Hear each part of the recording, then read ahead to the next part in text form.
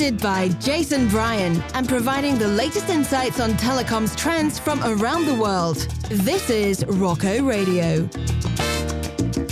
Welcome to Well Connected. On this week's show, I speak with the wonderful Kim Jakubowski, Senior Manager of Roaming Services at AWN, Alaska Wireless Network, who I had the pleasure of meeting recently at the WOS 8 event in Croatia.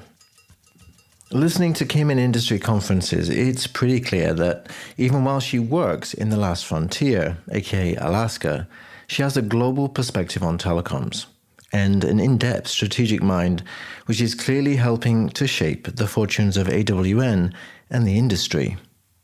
In her interview, Kim tells us the amazing story of her telecoms career, about the challenges of being an MNO in such a remote location, and about her thoughts on airline etiquette in a hyper-connected world. What they say in Alaska is if you're not the head sled dog, your view never changes. Brilliant.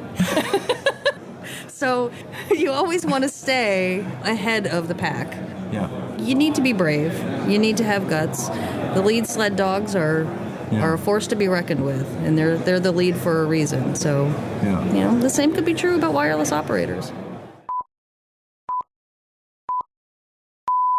I'm here with the wonderful Kim Jakubowski. Hi. Hi, Kim. No, Kim is, of course, one of the regular delegates to the GSMA WOS meeting and a regular advocate and supporter of GSMA workshops, both in the global perspective but also locally in the US. Yes. I'm an active participant in the North American Regional Interest Group and a member of the CTO leadership team. Awesome. And so what is your role? You work for Alaska Wireless, though. Yes. So what is your role in Alaska Wireless? I am the Senior Manager of Roaming Services, which basically means I'm the goddess of all things roaming.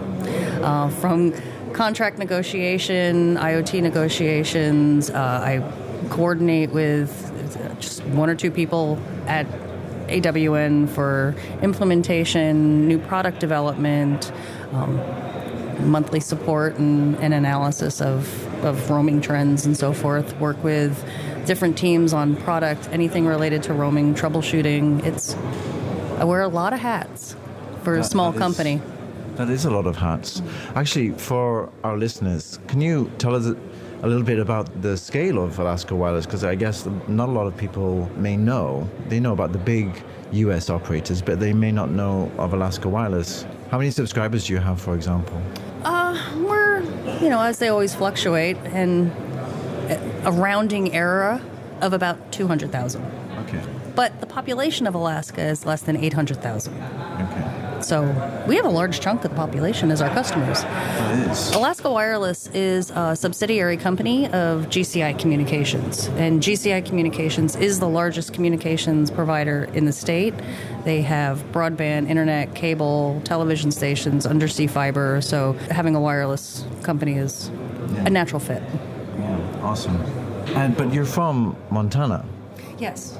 I'm a remote employee. I do work for an Alaskan company, but they're generous enough to let me work remotely from home.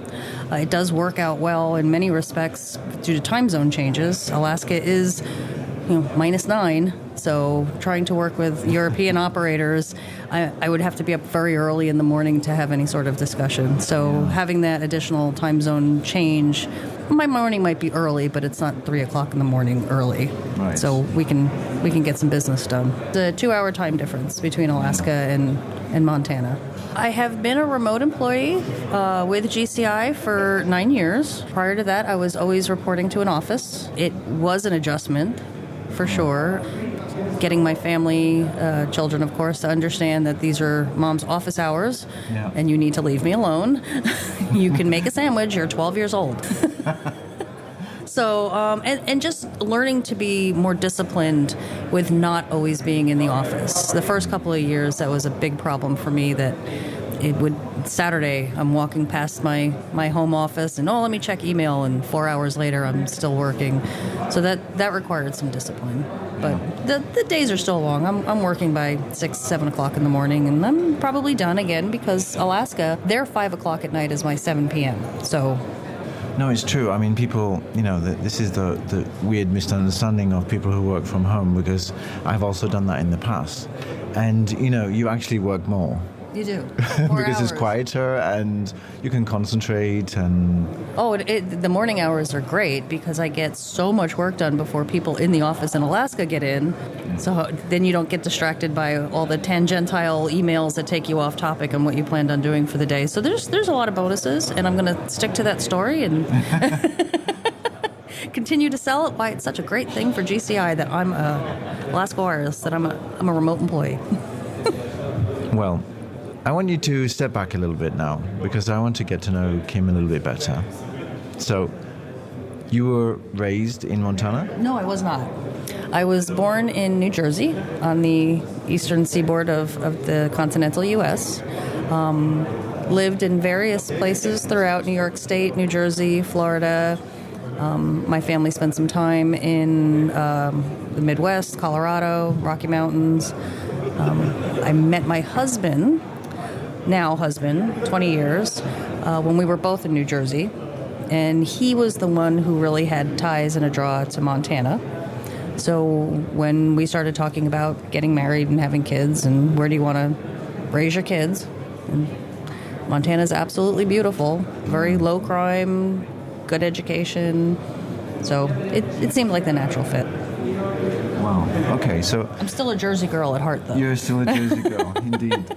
So you went to school in Jersey. I did. And you went to university? I did go to university. What did you study at university? I was a history major in university. Oh, really? Yes, and I graduated with a bachelor's degree in history with all the licensing requirements to be a secondary school teacher. So I was a high school history teacher for 3 years. Oh, wow. It was quite exciting. Loved it. Great kids. Probably would still be if the school district I was working for had budget cuts in the summer. So last in, first out. Okay. So it wasn't just me. 3 other teachers were laid off. So I didn't take it personally. Right. But through those happenstance, because I needed a job, a friend of mine was a manager of a job placement agency.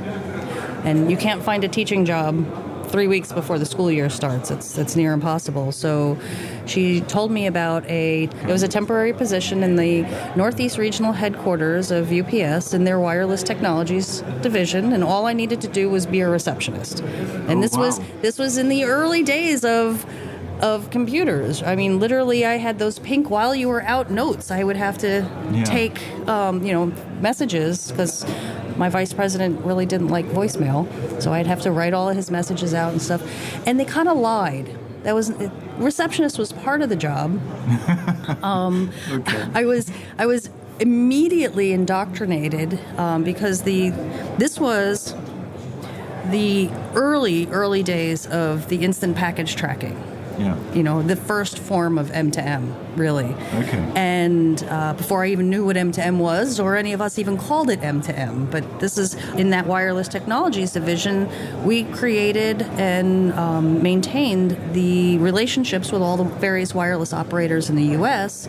to track the packages when they went from place to place. Well, part of my responsibility was the settlement for that, as well as the troubleshooting when those wireless modems stopped working in the package cars, and how do we fix those? Wow. So going from a high school degree, a high school teaching history degree, to suddenly now I'm troubleshooting wireless modems and how these things work and doing all the settlement and everything. I had a great mentor. She really brought me under her wing, and she's like, this is what you need to know to be successful at this job. Wow. Really every day at lunch we would sit there, and she eventually moved on to work at Bell Labs as an engineer there as well. But she's like, here's your crash course in engineering and wireless. And this was still in the really early days of wireless. Everything was still analog. So when are we talking actually? What year can you remember? This would have been in 1991. Wow. Yeah, it was all. I started doing this when I was 12. Okay. It's okay. We won't reveal your age. That's not what this is about. So. But yeah, so that was a fantastic way to really be indoctrinated into what was the birth of our now, global wireless network. Is okay. It's not as a user, not as a salesperson, but as how do you fix it when it's broken? How do you settle for it between operators? And at that time, we had a lot more diversity amongst American U.S. operators. You would have an operator of 100 square miles, maybe. Yeah. And they'd have 5 towers, and that's somebody you have to deal with every month and pay those bills and settle those bills for that modem traffic. And anybody that had any sort of highway coverage, of course, we needed. I eventually left UPS and went to work for NYNEX Mobile Communications.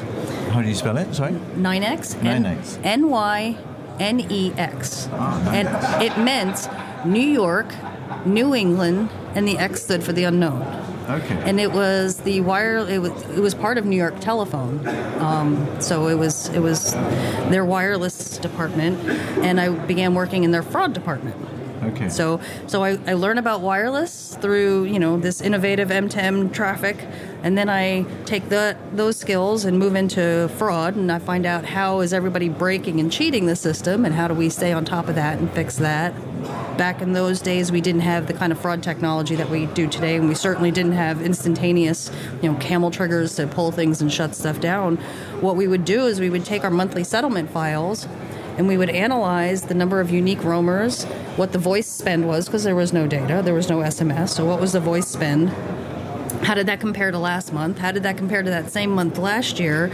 And if you saw whatever percentage threshold was determined difference, that must mean fraud. So send a fax to that serving operator and tell them to pull all of your line ranges for a month because there's fraud. And then you'd have to remember to go back and say, okay, you can load them again. I mean, this was even pre-SS7 days. If you needed to roam, you would star 18 and star 19 to trigger your roaming number, and you needed the 7626 number. So you'd call ahead of time and say, I'm going to Los Angeles. What's my roaming number? And they would give you the area code in exchange, and it would always be 7626. So somebody would want to call you, they'd have to dial that number, and then they'd get dial tone, and then they could call your cellular number. Okay. It was crazy stuff, but that's what we did back then. But as a person, did it ever occur to you that this would be the industry that you would get into? Because, yeah. Absolutely not. Again, I grew up as a child, loved school, loved education. I have an insane passion for history. I wanted to be a history teacher. I wanted to teach other people about my passion. I spent 2 years doing archaeology in the northern Golan Heights of Israel, uncovering a 3,300-year-old city. I had my face in biblical archaeology reviews, sitting there holding, precious artifacts that I found. So it was really neat. Wow. Yeah. That was my passion. That's what I wanted to do. Like I said, it was just a series of happenstance that I wound up in this wireless business. Then, who would go to school to learn wireless? That wasn't even, telecom wasn't a degree. Communications was, maybe the birth of computer science was still in its infancy then, too. So, but, one thing led to another. I was working with NYNEX. Bell Atlantic was the New Jersey equivalent. Bell Atlantic and NYNEX merged. And then the company today is Verizon was part of that NYNEX Bell Atlantic's mobile. Oh, wow. They started in that. And then about mid-90s, 95, 96, is when they formed Verizon after purchasing numerous other wireless operators, and the consolidation began in the United States of all these smaller regional operators into what is today, either AT&T, Sprint, T-Mobile. That was about the time I was getting into the industry, so I do remember this actually. And I once did a little project with GTE at the time. GTE MobileNet? Yeah. Yes. Yes, I did a project with them where I had to, well, it was between Cellnet at the time in the UK and T-Mobile Germany, and they'd set up this global roaming solution where you could actually get your customer to the US and they could roam there. Like during that time, which was like the very first days, like let's say when I entered into the roaming space, it would have been 95. There was, these great innovations coming up, and this actually during that time, of course, was the consolidation of a lot of there was a lot of US. There was, and it was also a time when everybody was trying to decide what technology they were going to do, and I think many stubborn Americans said, "Well, that GSM stuff, that's European people. We're going to go TDMA or CDMA. We're going to get off of analog and do one of these two." Obviously, CDMA won out because I can't think of a single TDMA operator that exists today. Most of those operators eventually adopted GSM and have been using that standard since then. But there still remains a large number of CDMA users in the United States, and some smaller CDMA operators, of which Alaska Wireless is also a CDMA operator. We are the largest operator in Alaska, so we provide both technology services. Right. Of course, CDMA is sunsetting. Exactly when is all part of those high-level behind-the-scenes discussions. But until that time, until it completely sunsets, we will continue to be we call it dual technology, but we also offer LTE and VoLTE. So, I mean, we're thoroughly going down that path and improving. But we'll continue to maintain that CDMA network. Okay, so you were working in 9X and you kept your job during the time when the consolidations were happening? And started to, yes. Yeah. It was also around that time in 95 that my now husband and I started having these conversations about marriage and so forth and where you want to go. So in 1998, we were married, and I was still at Bell Atlantic 9X Mobile at the time, Bantam, and we were going to move to Montana, so I needed to find a job. I literally called the Chamber of Commerce in Missoula, Montana, and said, "Can you send me a book of companies?" At the time, TriTouch America was one of the long-distance providers. They've since gone out of business, but they were headquartered in Missoula, and there was this little telephone cooperative called Blackfoot Telephone Cooperative. And I sent a resume, wrote a letter. I said, we're coming for a honeymoon to go to Montana. Would really love to have an appointment and meet you to see if there's any synergy, if you have any job available. I mean, it was the equivalent of a cold call, but it was a cold call on a letter. But that's the way to do it. It was. What else could you do? What other options did I have? We didn't have the internet, really. I mean, exactly. You didn't. That's why I called the Chamber of Commerce. No. I think it was you still had bulletin boards at that time. You could go online and pigeonholes. But you had to be really, really techno savvy to even be able to figure that out. And it didn't fly my hair back, so it wasn't something I really wanted. Okay. But it was only 4 days later I received a phone call from the general manager of Blackfoot Communications, which was their wireless subsidiary of the telephone cooperative. And he said, "When are you going to be here? And let's talk." It's like, okay. Nice. It was. And I interviewed and was offered a job that day. Wow. "And when can you start?" I said, "Well, I'm on my honeymoon. Let me finish this first." Figure out how I'm going to logistically make this move, and we'll do this. He's like, "Yeah, absolutely. Let's do this." Wow. So lucky. It was fortuitous, and it was a great company to work for, but also it was right after 1996 when they had the new spectrum auction. So it was a PCS operator, 1900 megahertz. It was a small regional operator. I don't think we ever had more than 15,000 subscribers. So of course, as things phased out, 8 years later, they sold off their wireless operations. So the people they sold it to had a roaming team, and I needed to move on from there. So I was sitting home on a Monday afternoon at 2:00 in the afternoon, and I received a phone call from a colleague who knew I was looking for opportunities, and said, "What are you doing?" And I said, "It's 2:00 on a Monday afternoon. I think I'm watching Maury Povich or something ridiculous." It was just something stupid. And she's like, "Well, you want to come to Kansas?" Kansas. Why would I want to come to Kansas? I'm here in Montana. It doesn't have a good reputation, Kansas, because maybe Europeans don't appreciate this. I don't think a lot of Americans appreciate Kansas either. It's a flat state. It is smack dab in the absolute center geographically of the continental United States. It's very different. I grew up in New York and New Jersey, very metropolitan, very, and living in Montana, very rural, very, but Kansas was something really different. I took the position. They were offered me a good position. Let me back that up a little bit, though. Coincidentally, at the same time, I was speaking to a headhunter about a position available in Alaska. Both offers required us to relocate. Yeah. We weren't doing remote then. Again, it was still not that heavy-duty. This was 2005, so remote employees were something unheard of. Yeah. What? No. Yeah. So you have to move. Because it was a headhunter, he wouldn't identify the operator in Alaska, but he told me I had to go to Tennessee for the interview. So I knew immediately it was Alaska Digital. Again, I know my business, I know where people are headquartered. Yeah. And so I'm like, okay, I can either go take this job with Alaska Digital or I could take this job with Nextech Wireless, both CDMA operators. I left it up to my husband. I said, where would you like to move? I thought for sure it was going to be Alaska. My husband's very, he's very into outdoors and hunting and everything, and nice. He chose Kansas. Surprised me. It was a great opportunity, though. I mean, we lived in a nice small town, really friendly people, small operator, also in startup mode. This seemed to have become my modus operandi, was to start at a startup. Let me start and get everybody on their feet, which is what I did with Blackfoot. So same thing with Nextech in Kansas. 4 years later, everything was up and running, and I received a phone call from another colleague. How are things in Kansas? It's Kansas. Why? What do you have an opportunity for? Well, I have another colleague who is hiring a roaming manager up in Alaska. Oh, okay. Do I have to move? Only where you want to live. It's a remote position. Oh, wow.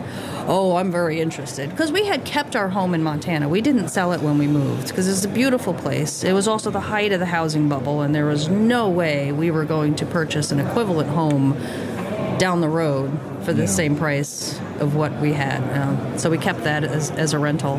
So I took the job at GCI Communications, and it was a remote position, so we were able to move back to our home in Montana.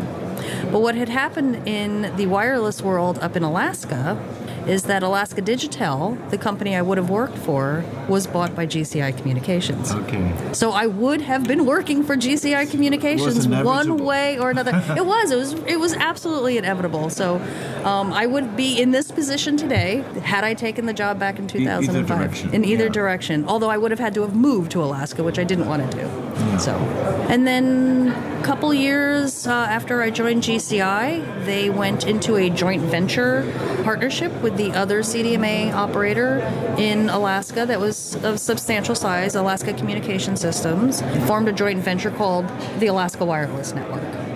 So eventually GCI bought out ACS's portion of the business and continued to keep Alaska Wireless as, a limited liability corporation under the larger umbrella of GCI Communications, which is now GCI Liberty.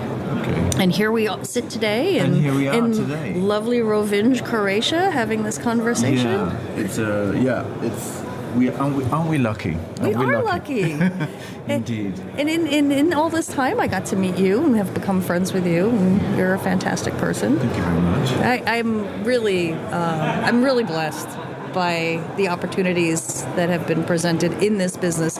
Had I continued to be a high school history teacher, any travel would have been on my own dime to go learn what I wanted to learn.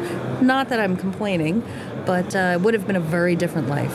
It would have been a very different life, and I feel so much more enriched, honestly, if I think back about it, because my opportunity to just meet people from everywhere would have been so much more limited as the tourist teacher traveling. So growing up in the CDMA world, roaming was about having an agreement between Kansas and Montana. Right. It wasn't about having an agreement between Kansas and Germany. Yeah. That's roaming too. And what was interesting to me, going from a CDMA experience and background, 17 years in this, learning GSM, because when I went to GCI, it was the first company I ever worked for that had GSM technology, so I knew none of this stuff. Yes, GSM has their own dictionary. That was a new lesson for me in learning all of that. What really struck me is when talking about roaming, they mean different countries. Yeah. And I was always like, no, that means different states. In CDMA, your international roaming partner was Canada. Yeah. Or Mexico and a couple of the islands. You were not international roaming with Luxembourg. That's, Right. So just flipping the switch on understanding that roaming isn't domestic, it was international, was really an aha moment for me. What has it been like because CDMA was the dominant network environment In North America for many years. Yes. What was it like for all those small operators to have to adopt to a whole new type of network? I mean, that's quite a commitment to make. In many respects, it's a lot of what I went through when I joined GCI. I had very little knowledge of GSM at the time and had to learn a whole new technology, not just the words, but how things work. It was really a challenge, but I had a lot of great support from industry colleagues that were willing to help me out.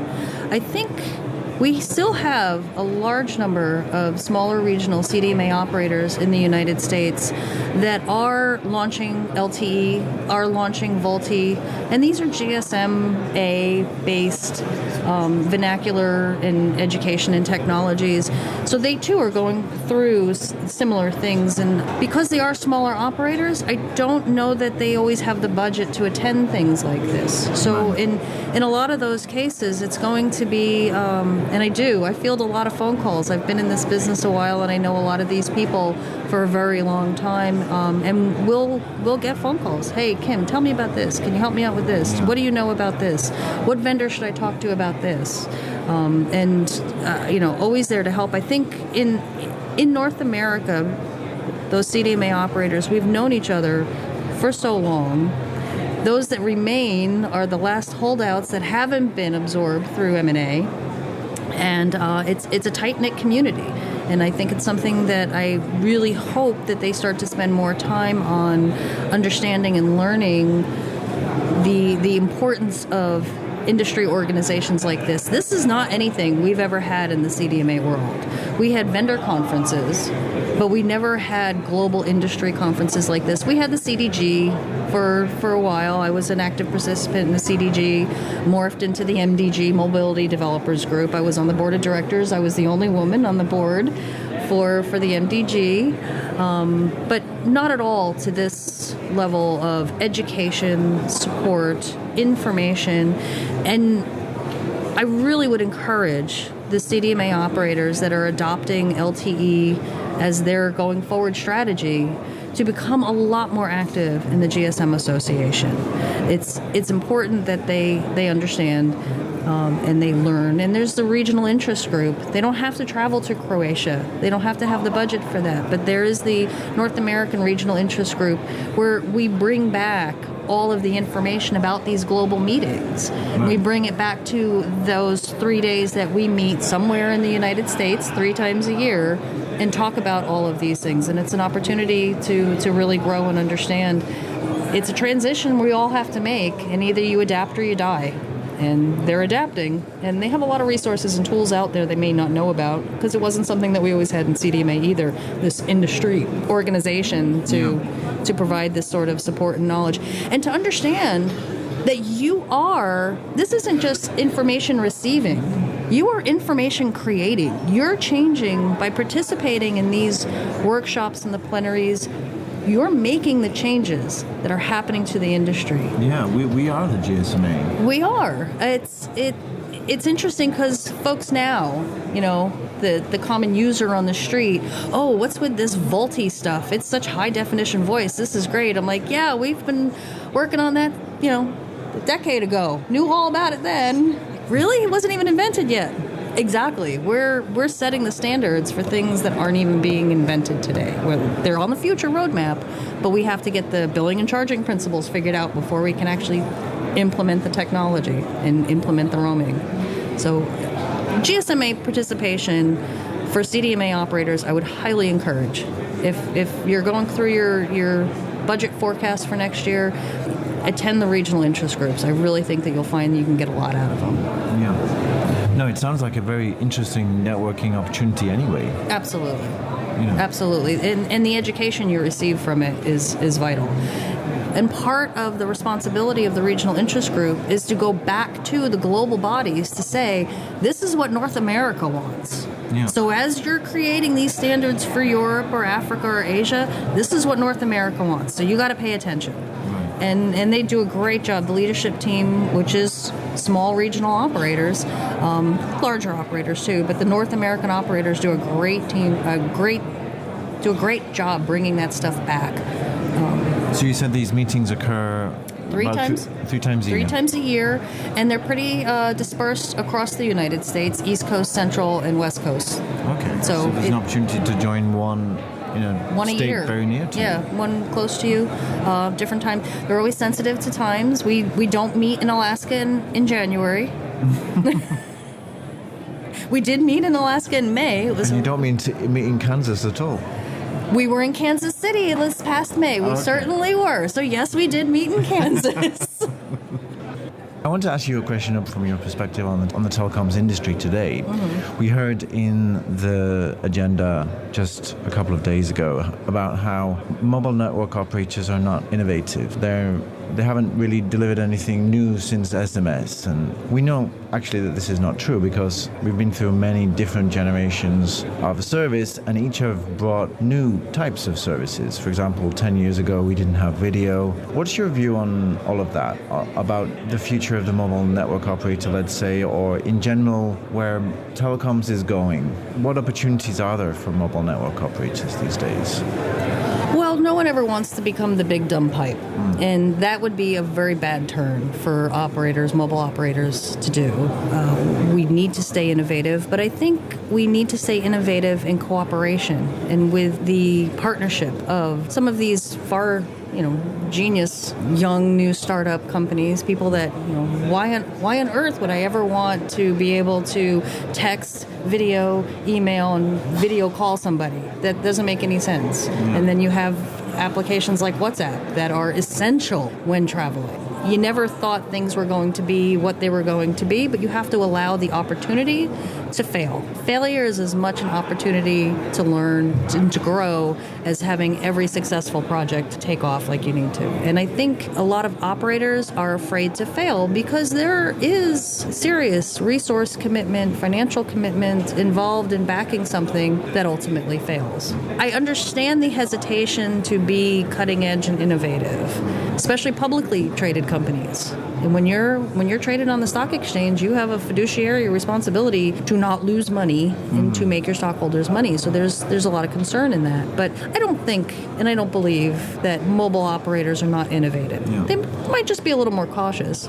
And certainly I believe that one of the best paths is to continue to be open with working with other innovative startup groups that you can partner with or you can eventually merge with. And that would be really a good long-term option for operators. Well, you just shed a new perspective on it, really, because, you hear so many people, especially in the social media channels, talk about operators, but it's true. Tell us something about the Internet of Things industry in the US. I think a lot of the American corporations are doing this. I think a lot of it is also... Americans' perception is a lot of it's being driven by Asian operators and markets. Yeah. And we need to stay at least on par with the development in the progress as it continues to grow. Not so much, if what they say in Alaska is if you're not the head sled dog, your view never changes. Brilliant. So you always want to stay ahead of the pack. Yeah. You need to be brave. You need to have guts. The lead sled dogs are a force to be reckoned with, and they're the lead for a reason. So, the same could be true about wireless operators. Obviously we have NB-IoT coming through. We have, the whole M-IoT initiative of the GSMA. This means a whole new set of roaming agreements, right? And It can, yeah. with that and with the other activity in general on cellular IoT, there's a big chunk of business for operators, isn't there? I'd certainly believe so. I can speak for our niche market in Alaska. We have some of the most remote places in the world. Villages populated by hundreds of people that are only accessible through float plane. So all helicopters and float planes. GCI has some incredible challenges, even when it comes to providing wireless service out there, but we do. We're out there providing telecom for these folks. You can imagine if your village is only accessible certain times a year and through only certain technologies, access to quality education or a doctor, just to find out what's this red mark on my arm looking like. Well, it could get worse while you wait 3 months to get out of the village to go see someone, or you can use through telehealth. You can have a doctor there as well, which is more an A to P, but it's still very vital. And we partner with various companies to help provide those sorts of services out there. Mobile money is another thing. There's no banks in these places, so you get your paycheck. What are you going to do with that? It's going to sit in a drawer and you do your semi-annual trip to Anchorage. So it's been a real revolution then for the Alaskan market. To have Internet of Things related products and services. I do believe so. It's opened up a world to folks that have otherwise been kind of cut off. Okay. And GCI is committed. Our slogan is Alaska Born and Raised. That's GCI's slogan. And it's very true. We are an Alaskan-based company. We are there to serve the people of Alaska because they support us as much as we support them. It is very much a partnership, and that's the kind of focus that GCI Alaska Wireless does. It's a bit of a random question, but last year I was interviewing Alex Piriera from Digicel. And he was telling us about the hurricanes and the effect that they have on the network. With Alaska, what is some of the challenges you face? Oh, we have some pretty crazy challenges. Obviously, our build season is very limited to only good weather.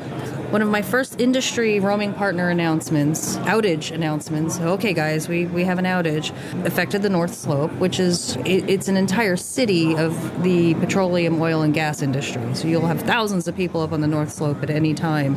So it's impactful to have your communication. I recall using the phrase ice-crushing event has brought down our network.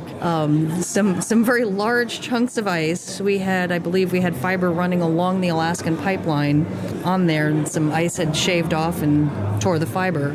To get to that area, to fix that fiber, took 3 days just to get there. It's the middle of winter. You have minutes of daylight every day, and to get out there and to patch fiber was quite challenging. This past winter season, 2017, 2018, unfortunately, one of our microwave repeaters, which serves as the backhaul to these remote villages to provide telecom service, also had an extremely large amount of ice buildup that literally moved the antennas because they were so heavy that they moved them, and it cut off communications for several villages.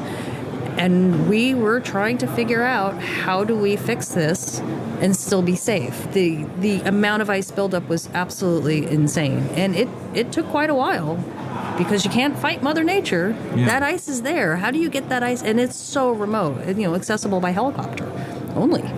So you got to bring people out there. And there's a lot of commitment financially to those kind of resources to provide that sort of type of telecom. So yes, hurricanes have huge impacts on networks, absolutely. But so does snow, wind, ice, lack of sunshine. They all present their own unique challenges. Yeah, indeed.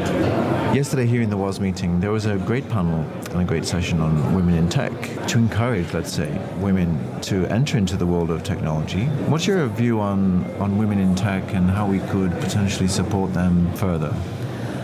Well, as I mentioned earlier in our conversation, I had a career path of a very traditional, woman-oriented path of being a teacher. That's not to say that they're not, male teachers as well, but it was, a lot like nursing and so forth. There tends to have a gender bias there. And it is because of Jeannie Chaplin, the woman who took her time out of her day. She didn't have to have lunch with me every day, and this went on for months. This was not something that she just, okay, here's what you need to know, now go do your job. She wanted to make sure I probably received a university level education in those lunch meetings, because this was one woman supporting another woman so that I could be the best, not only employee to her, but that I could really have opportunities. And it turns out I kind of like this technology stuff. Yeah. You know, here I am 25 years later still doing this. And it's because of the support that I received from another woman. She was breaking glass ceilings as well. Yeah. Our director of our wireless technologies department was a woman. As things do, things have changed over the years, but at the time, it was a very male-dominated industry. Women were not normally in management-level positions at UPS, and certainly not in engineers. And I think Jeannie Chaplin's specific position, because she was a brilliant engineer, made our little wireless technologies department much more diverse than other departments within the corporation structure. It's because of her that I'm sitting here today talking to you. Yeah. So it's that kind of a thing that I think we're all, I don't know, obliged to do, but I think we have a responsibility to do.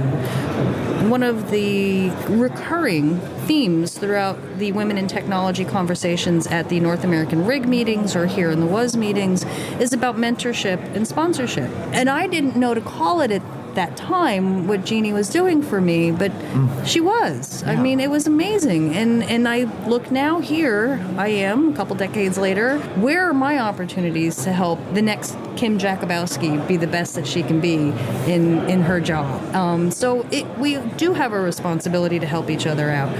There are so many more career opportunities available to women. There's more educational opportunities available to women. And I think, as discussed yesterday and several other times throughout, it starts young. Yeah. You have to know that it's okay to be a techno geek, you know? Having both a son and a daughter, I've watched them both grow and interact and develop into the people that they are today, and I hope will continue to be. My daughter's going to kill me for even bringing this up, but she loves to call herself a geek. Yeah. And 25 years ago, no 16-year-old girl would ever proudly, I mean, that was an insult back then. Yeah. Oh, you're such a geek. And she's like, you're darn right I am.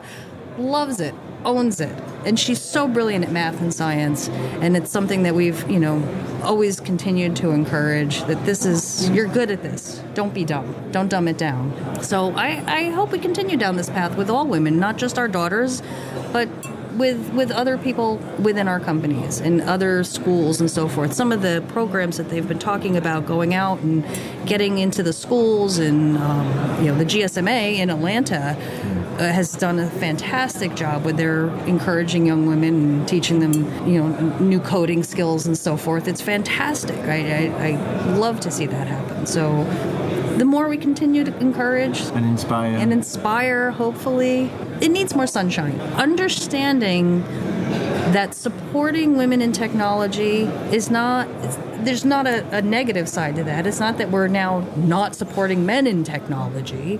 It's just bringing sunshine onto something that has not been recognized or seen in a long time. It's like, okay, now that you recognize it, and I think that you had made that comment as well, now that you're more aware of it, think about it. Yeah. When you are putting together your A-team for a project and you're pulling resources from different departments, think about who you're pulling resources from, not just the people that you're comfortable with. Go outside of your comfort zone. We've had several American presidents that have been very successful American presidents that have gone outside their comfort zone. They have encouraged and recruited people from the opposition party to be a part of their cabinet and inner circle so they can hear things. Yeah. It's not an echo chamber. Right. And it's the same thing, I think, with women in technology and corporations. Don't have your echo chamber. You won't be innovative. You have to think outside of your comfort zone. And that means going to people that you are not always comfortable working with, know how to work with, might not even have the best opinion of, but to provide an opportunity to have the sunshine on the fact that you need to start thinking outside your comfort zone. And the majority of leaders in corporations and upper management are men. And as they start building their A teams for different projects and so forth, I encourage them to have that sunshine on their own projects and in their own levels and departments and say, okay, I need to think about this. It's not about quotas. It's not about devaluing men in the workplace. It's just about bringing in more diversity. And with diversity comes progress. We need to think outside the box as a telecom industry, as well as just, daily interactions with our employees. GCI 2 years ago started, they call the organization GWEN, it's GCI Women Networking Group. All men are invited. It's not just about women, but it's the same thing. We're GCI on their own. It's not through the influence of things. Said, you know what? Well, Alaska's a very male-heavy population. There just tends to be more men that work in Alaska than women. So, but GCI on their own decided that they needed to do something like this. Yeah. So they could start mentoring and helping promote and recognizing that they needed more diversity in the workforce as well. And kudos to them for doing it. And I'm very proud that they took that initiative without necessarily having to be told to. And fortunately or unfortunately, even California just last week passed a law requiring all publicly traded companies have a diverse board of directors. You must have a woman on the board of directors, depending on the size of the number of seats. Yeah. And then the number of women goes up according to the number of seats that you have on there. And all the legality aside, whether or not it'll be challenged or, won't be fully enforced or what have you, the fact that they had to pass this law, I think is a step in the right direction of at least providing more sunshine.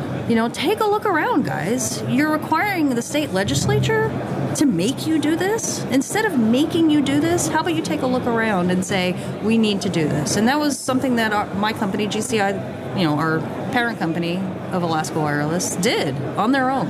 And kudos for it. It was an amazing session, and I invite everybody to follow the work of Vicky and Vicky Slide is fantastic.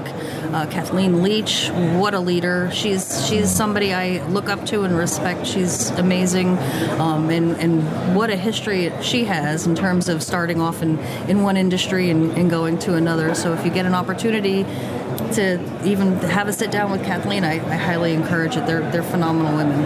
And people I'm very glad to know.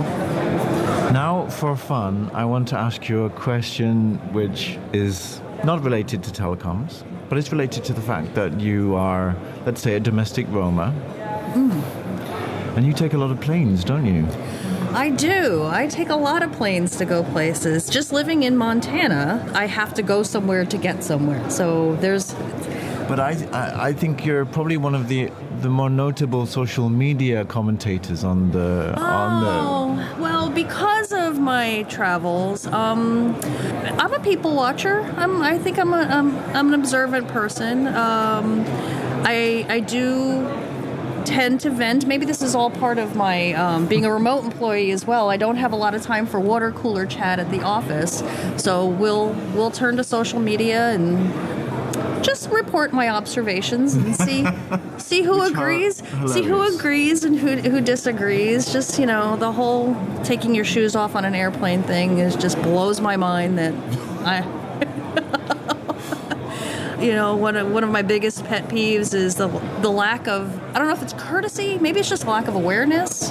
If you're in the row behind me and you stand up and you're yanking on that seat to help you stand up, you're probably yanking on my hair. Which is, there's a lot, and it's curly, and it's those things. There's too numerous to mention. These are Kim's do's and don'ts for entering onto a plane and how to behave. The airline etiquette. Airline etiquette. It's fun.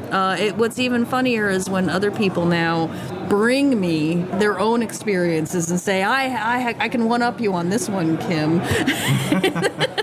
You're like, you're right, that was terrible. Those people never should have done that. I feel sorry for you. I think we all need to be a lot more aware of our surroundings when traveling, and a lot more courtesy, I think, to just, what's okay in your home might not be okay in our collective 4-hour flight here, people.